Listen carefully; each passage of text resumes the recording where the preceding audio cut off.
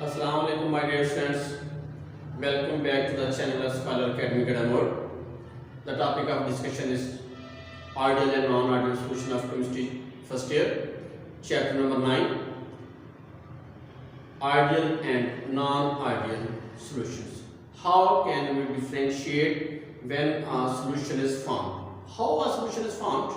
When solute is dissolved in a solvent, then a solution is formed. There are only two components, one is the solute and other is the solvent. अब हमने बताना क्या है कि जब हमने solute और सॉल्वेंट को मिलाया है, क्या उनके मिलाने से हमारा सॉल्यूशन जो बना है वो आइडियल कंडीशन को फॉलो करता है या आइडियल कंडीशन को फॉलो नहीं करता. What is the ideal and non ideal solution? There are 4 point of differences on the basis of which we can differentiate either the solution is ideal or non-ideal. The first point is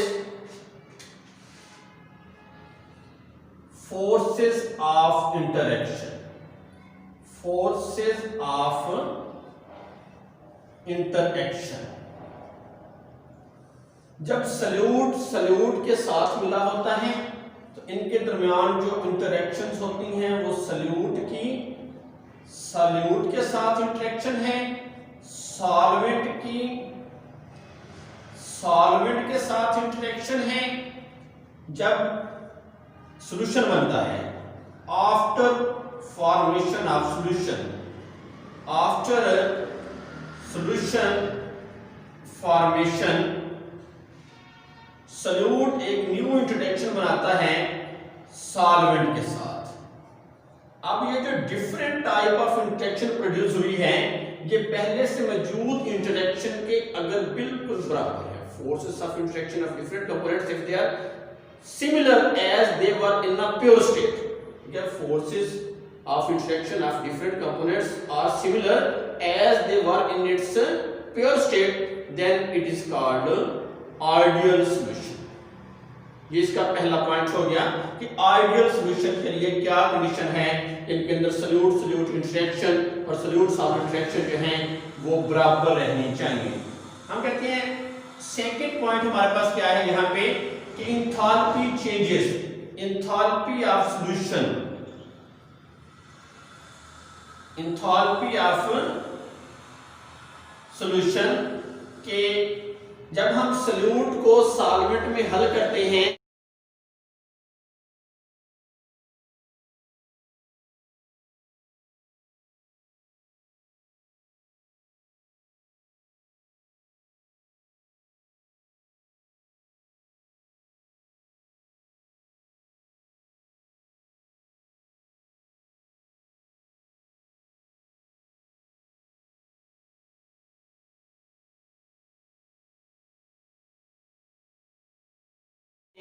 तो या तो वो energy जज़ब करते हैं या वो energy खारिज करते हैं. लेकिन आइडियल सॉल्यूशन की ये कंडीशन है कि एंथैल्पी ऑफ सॉल्यूशन जो है वो क्या होनी चाहिए, वो जीरो होनी चाहिए. Enthalpy of solution must be equal to zero. Third point हम यहां पे डिस्कस करेंगे कि हमारे पास वॉल्यूम चेंजेस क्या हैं. Sum of solute volume, solute and solvent volume. ठीक है, sum of volume of solute and solvent ये बराबर होना चाहिए वॉल्यूम ऑफ सॉल्यूशन के. ये इसका थर्ड पॉइंट है. फोर्थ पॉइंट क्या है? The best criteria to determine whether the solution is ideal और non ideal, that is the Raoult's law. If a solution follow the Rolle's law,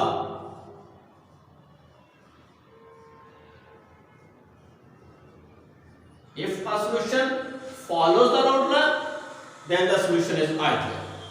If a solution does not follow the Rolle's law, the solution is non-ideal. So we have to discuss the what is Rolle's law. The topic which we are going to discuss now, that is Rolle's law. What is Rolle's law? There are 3 different definitions of Rolle's law. तो आइए हम discuss करते हैं roles law.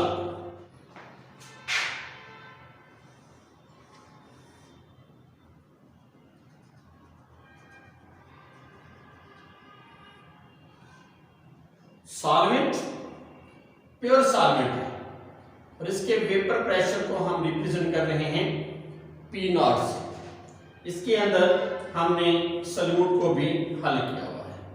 Solute और solvent के हल होने से हमारे पास इनकी जो मोल फ्रैक्शन है उसका सम हमेशा 0 होता है, जिसमें x1 क्या है, x1 हम यहाँ पे ले रहे हैं mole fraction of solvent.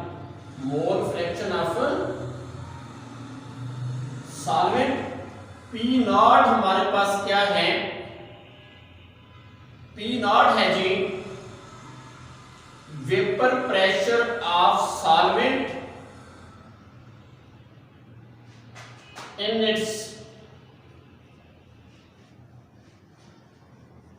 Pure state and P क्या है यहां पे, vapour pressure of solvent in solution. Then Raoult's law ये कहता है कि vapour pressure of a solvent above the solution is equal to product of vapour pressure of solvent in its pure state and its mole fraction. That is the Raoult's law के what is the pressure of a liquid, pressure of a solvent in solution, pressure of a solvent above solution is equal to the product of pressure of solvent in its pure state and its mole fraction। हम अगर यहाँ पर mole fraction का ये वाला formula लगा दें तो हम जानते हैं कि x1 और x2 हमेशा 1 के बराबर होने चाहिए। अगर यहाँ पर हम x1 की वैल्यू पुट कर देते हैं ये हमारे पास क्या बन जाएगी 1 माइनस x2। हम यहाँ पर ये वैल्यू दर्ज कर रहे हैं P not into 1 minus x2। P not को मल्टीप्लाई कर दें P नॉट x2। अब अगर इस वैल्यू को हम इधर ले आते हैं ये इधर चला जाता है, ये बनेगा P nought minus P is equal to P nought x2। इसको अगर हम चेंज इन प्रेशर या lowering of pressure vapour pressure कह दें तो ये कांस्टेंट वैल्यू इसमें से निकाल दी जाए, ये हमारे पास एक इसकी न्यू डेफिनेशन बनती है रोल्स लॉ की। अब इसकी न्यू डेफिनेशन क्या है कि लोअरिंग ऑफ वेपर प्रेशर, जब हमने सॉल्यूट को हल किया है सॉल्वेंट में, तो जब भारी शय को हमने हल किया है पानी में या किसी भी सॉल्वेंट में तो उसका वेपर प्रेशर जो है वो लो हो गया है। Lowering of vapour pressure is directly proportional to the mole fraction of solute. जितना सॉल्यूट ज्यादा डालते जाएंगे उतना वेपर प्रेशर लो होता जाएगा।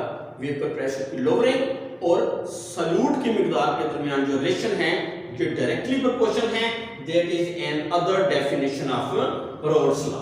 अब हम यहां से थर्ड डेफिनेशन इसकी निकालते हैं। हमारे पास ये जो इक्वेशन है delta P is equal to